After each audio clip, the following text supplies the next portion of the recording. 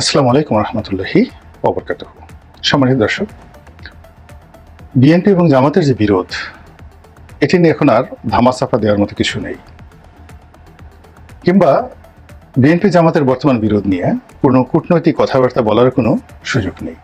এটি একেবারে দিবালোকের মতো স্পষ্ট। মির্জা ফখরুল সাহেব থেকে শুরু করে অনেক শীর্ষ নেতৃবৃন্দ তারা স্পষ্টতে অনেক কথা বলছেন, আর বিএনপির যিনি ভারপ্রাপ্ত চেয়ারপারসন আছেন বা চেয়ারম্যান আছেন জনাব তারেক রহমান সাহেব, তিনি প্রকাশ্যে বলে ফেলেছেন যে একটি রাজনৈতিক দল পার্শ্ববর্তী যারা দেশ রয়েছে তাদের দ্বারা বিভ্রান্ত। স্পষ্টতে তিনি জামাতকে ইন্ডিকেট করে ভারতের গোয়েন্দা সংস্থা র তাদেরকে দায়ী করেছেন। এই গেল একটি বিষয়। অন্যদিকে জামাতের যিনি আমির এই মুহূর্তে, তিনিও একটি বক্তব্য বলেছেন যে এক জালেম গিয়েছে, তার জায়গায় আমরা অবশ্যই অন্য জালেম চাইব না। কথাটা একেবারে সরল সহযোক্তি এবং অনেক আগে তিনি এই কথাটা বলেছেন, কিন্তু তিনি যাই বলে থাকুন না কেন, যাই বুঝাতে চেষ্টা করে থাকুন না কেন, বিএনপির যারা লোকজন তারা তো বটেই, তার সঙ্গে সঙ্গে আমরা যারা শুনেছি সাধারণ মানুষ, তাদেরও বক্তব্য হলো যে তিনি সরাসরি বিএনপিকে ইন্ডিকেট করে এই কথাগুলো বলেছেন। এখন এগুলো তিনি কেন বলেছেন, বা বিএনপি কেন জামাতের বিরুদ্ধে বলছে, আর এখানে রয়ের প্রসঙ্গ আসছে কেন, ভারতের প্রসঙ্গ আসছে কেন? আমরা জানি যে বাংলাদেশের ইতিহাসে বেশ কয়েকবার বিএনপির সঙ্গে জামাতের বন্ধুত্ব হয়েছিল। যখন শহীদ প্রেসিডেন্ট জিয়াউর রহমান সাহেব সিদ্ধান্ত নিলেন যে তিনি রাজনীতি করবেন, ঠিক ওই সময়টিতে ৭৫-১৫ আগস্টের পরে, ৭ই নভেম্বরের পরে, ১৫ আগস্টের পরে যখন ৭ই নভেম্বর ঘটলো, তারপরে যখন জিয়াউর রহমান সাহেব ক্ষমতা আসলেন, এবং ক্ষমতা আসার সঙ্গে সঙ্গে আজকের দিনে জামাত যেভাবে অ্যাক্টিভ, ঠিক ওইরকমভাবে তারা হঠাৎ করে অ্যাক্টিভ হয়ে পড়লো। এবং ৭৫-১৫ আগস্ট পর্যন্ত বাংলাদেশে যে জামাত আছে এটা কেউ টের পেত না। এই নামটি সাধারণত মাঝে মধ্যে আমরা পোস্টার দেখতাম যে গোলাম আজমের নাগরিকত্ব ফিরিয়ে দাও, এরকম কিছু পোস্টার দেখা যেত, কিন্তু জামাত করে এরকম কোনো লোককে আমরা তখন খুঁজে পাইনি ৭৩, ৭৪, ৭৫ সনে। তবে হ্যাঁ, জামাতের একজন নেতা ছিলেন মাওলানা আব্দুর রহিম সাহেব, তিনি আবার যেহেতু জামাত নিষিদ্ধ ছিল, ভিন্ন একটি দল করে তিনি রাজনীতি করার চেষ্টা করছিলেন। তো ঠিক সেই সময়টাতে যখন জিয়াউর রহমান ক্ষমতা এলেন, ওনারা বলতে গেলে একেবারে ঝাঁপিয়ে পড়লেন সর্বশক্তি নিয়ে, এবং জামাত ছাড়া তখন ওইরকম অ্যাক্টিভ অন্য কোনো রাজনৈতিক দল ছিল না। আমরা তখন দেখতে পেলাম যে বিমান বাহিনীদের মধ্যে বড় বড় কর্মকর্তা, স্বয়ং বিমান বাহিনী প্রধান ও জামাতের রোকন জাতীয় কিছু একটা তোয়াব খানের কথা মনে আছে, যিনি সেই পাকিস্তানের পতাকা হাতে নিয়ে তিনি সেই সরোয়ার্দী উদ্যানে যে সমাবেশে এসেছিলেন বা সমাবেশের করার চেষ্টা করেছিলেন, এটা এখনো পর্যন্ত মানে একটা অ্যালার্মিং বাংলাদেশের রাজনীতিতে। তো যা হোক, জিয়াউর রহমান খুব দ্রুত বুঝতে পারলেন যে জামাত যেভাবে তারা তৎপরতা চালাচ্ছে, এটি তার রাজনীতিটাকে ধ্বংস করে দেবে, তার ভবিষ্যৎকে ধ্বংস করে দেবে। আর তিনি তো কার্যত মূলত মুক্তিযোদ্ধা ছিলেন, তো মুক্তিযোদ্ধা ছিলেন, যুদ্ধ করেছেন, এবং জামাত সরাসরি যেহেতু মুক্তিযুদ্ধের বিরোধিতা করেছে, ফলে মুক্তিযুদ্ধের সময় রাজাকার আলবদর শামস তাদের সম্পর্কে যে কোনো মুক্তিযোদ্ধার মনেই একটা প্রচণ্ড ক্রোধ এবং ঘৃণা কাজ করে। এটা জিয়াউর রহমান সাহেবের মধ্যে ছিল। তো জিয়াউর রহমান স্পেস না দেওয়ার সত্ত্বেও তারা এই আওয়ামী লীগের অনুপস্থিতিতে যে একটা স্পেস করে নেয়, এটিকে ব্যালেন্স করার জন্য জিয়াউর রহমান সঙ্গে সঙ্গে অন্যান্য যে ইসলামপন্থী রাজনৈতিক দলগুলো আছে, গোষ্ঠীগুলো আছে, তাদেরকে তিনি টেনে নিয়ে এসেছিলেন।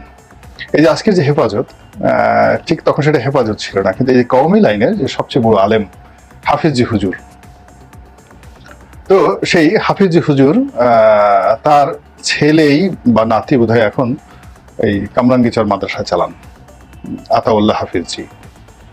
তো তিনি তাকে এই রাজনীতিতে সামনে নিয়ে আসলেন, কেননা তার যে ব্যক্তিত্ব, তার যে জনপ্রিয়তা, এবং সারা বাংলাদেশে তার যে লক্ষ লক্ষ ছাত্র ছিল হাফিজি হুজুরের, উনি প্রেসিডেন্ট বটগাছ মাকড়ায় প্রেসিডেন্টে দাঁড়িয়েছিলেন, তো ওটা সামাল দেওয়ার মতো অবস্থা জামাতে তখন ছিল না। এরপর ডাইরেক্ট সরাসরি রাজাকার বা আলবদর এরকম ছিলেন, মুক্তিযুদ্ধ বিরোধী ছিলেন মাওলানা মান্নান, ইনকিলাবের মালিক।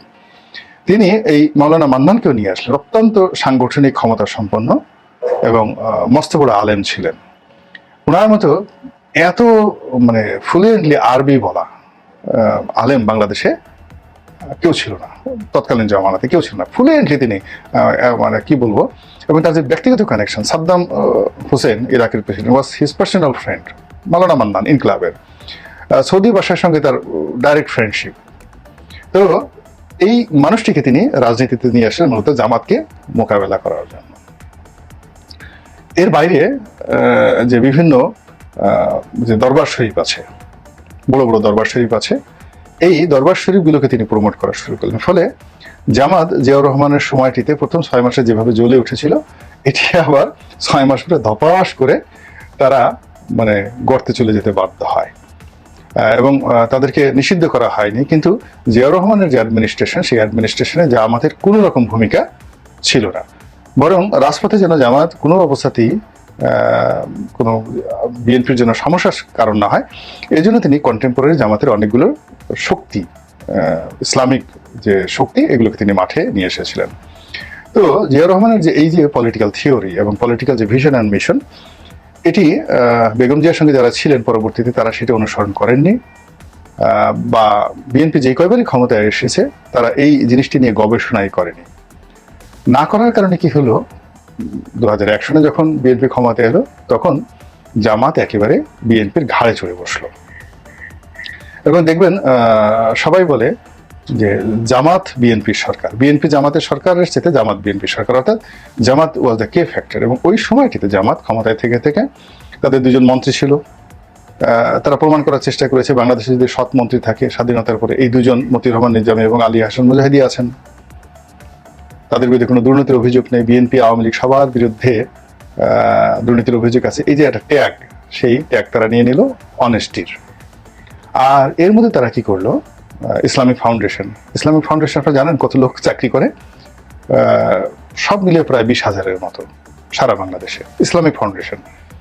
এত বড় অর্গানাইজেশনটা অন্য কোনো জায়গায় নেই। এবং এখানে বিএনপির লোক, এখানে যে এরকম একটা সংগঠন আছে, এরকম একটা প্রতিষ্ঠান আছে, এটা বিএনপির লোক এখন পর্যন্ত জানে কিনা আমার জানা নেই। এই পুরোটাই জামাতের অধীন ছিল।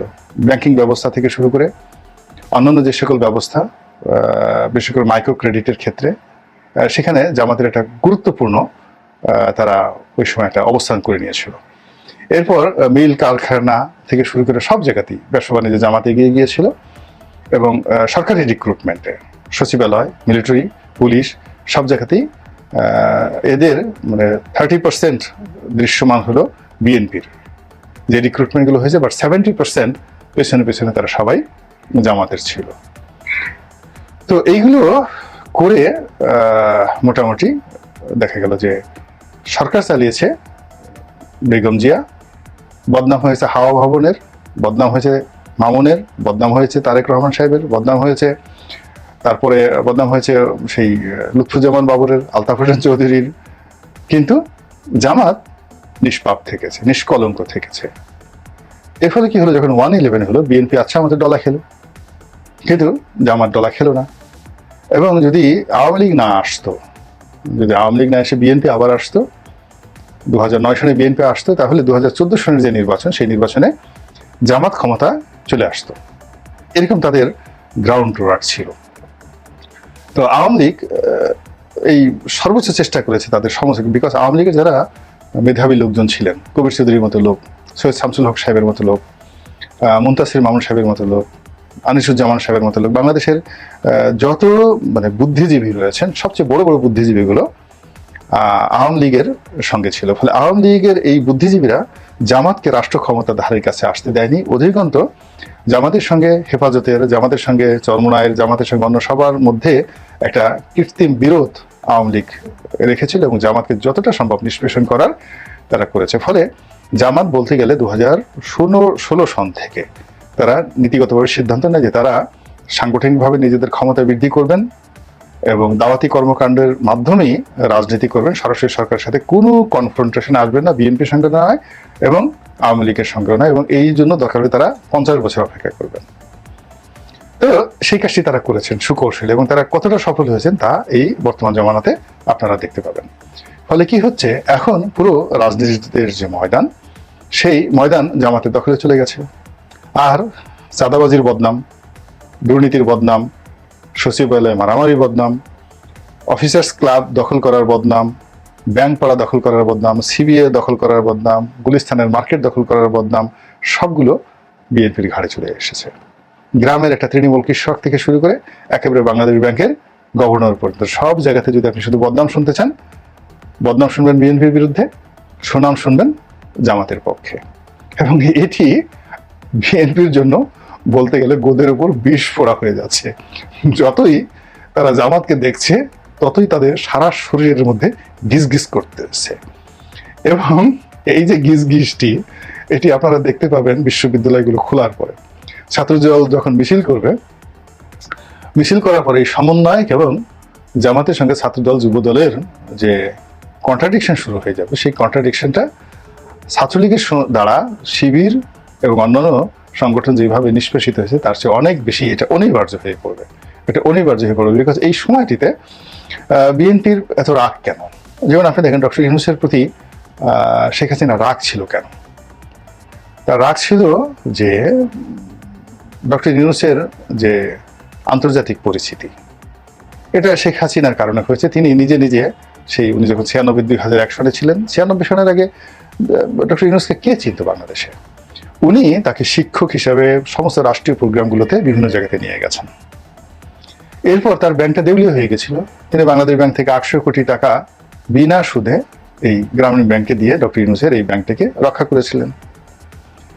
এই কারণে তিনি ডক্টর ইউনূস সম্পর্কে খুবই ইতিবাচক ধারণা পোষণ করতেন। এর মধ্যে দুটো ঘটনা ঘটেছে। এক নম্বর ঘটনা হলো যে ডক্টর ইউনূসের সঙ্গে যারা ব্যবসা বাণিজ্য করেছেন, যেমন তারা খুব ভালো জানেন যে তিনি কি প্রকৃতির মানুষ। তার অধীনে যারা চাকরি করেছেন বিভিন্ন প্রতিষ্ঠানে, তার অসংখ্য প্রতিষ্ঠান তিনি করেছেন, আবার তিনি এগুলো বন্ধ করেছেন।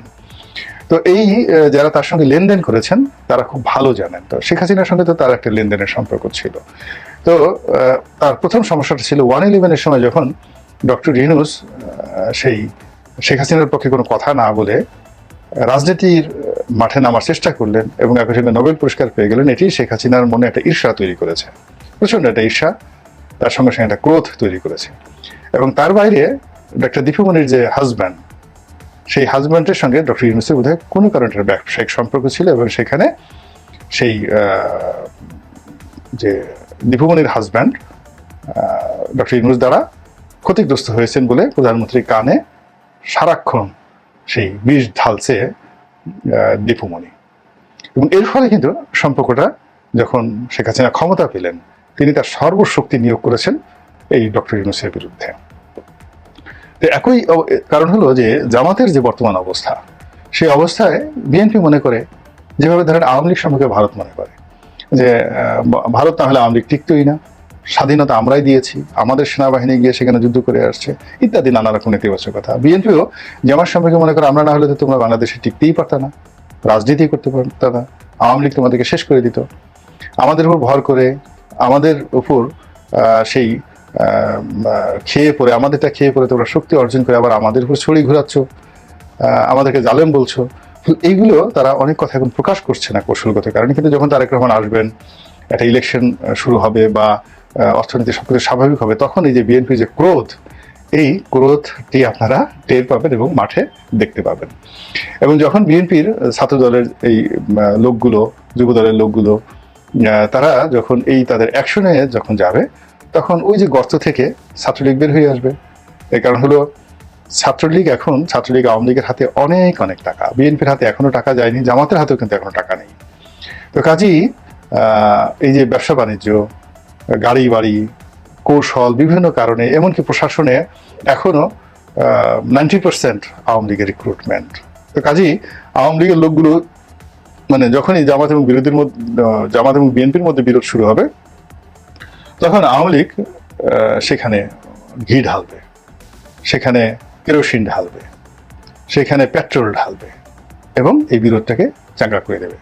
যেমন আপনি ধরুন, এই যে আমাদের একটা গণ অভ্যুত্থান হয়ে গেল, তো সেখানে কার্যত বিএনপি এবং জামাত এখানে সরাসরি অংশগ্রহণ করেনি। তারা কি করেছে? ঘি ঢেলেছে। বিভিন্ন যার যার অবস্থান থেকে প্রথমে সমর্থন দিয়েছে, তারপর লজিস্টিক সাপোর্ট দিয়েছে এবং যখন বিজয় একেবারে চূড়ান্ত পর্যায়ে, তখন নেতাকর্মীদেরকে মাঠে নামিয়ে দিয়েছে।